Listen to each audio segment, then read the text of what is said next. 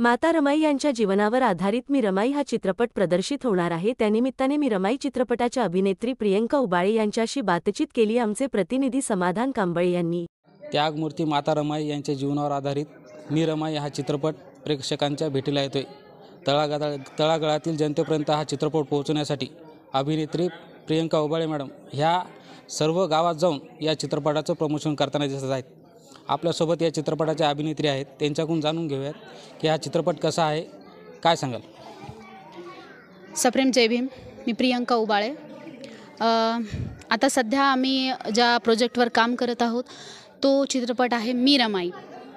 सुरुवातीला मी रमाबाई आंबेडकर यांच्या जीवनावरती 8 वर्ष अभ्यास केलेला आहे, रिसर्च केलेला आहे आणि रमाबाई आंबेडकरांची जी आत्तापर्यंत आपण जी बाजू ऐकलेली आहे तर ती रमाईची एक बाजू आपण ऐकलेली आहे की रमाई ह्या दुःखी, कष्टी, फाटक्या लुगड्यातल्या, शेणाच्या गौऱ्या वेचणाऱ्या, रडणाऱ्या या निराशावादी रमाई आपण सगळ्यांनी ऐकून घेतल्यात आणि समजून घेतलेल्या आहेत।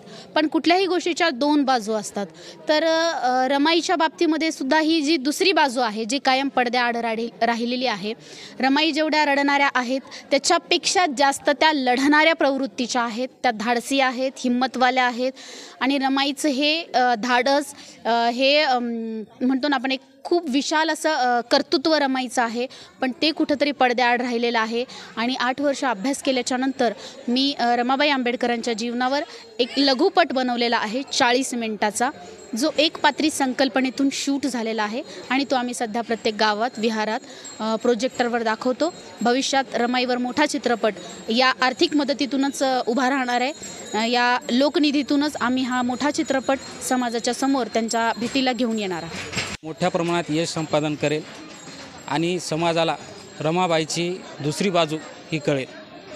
समाधान कांबळे, ITV मराठी न्यूज, हिंगोली।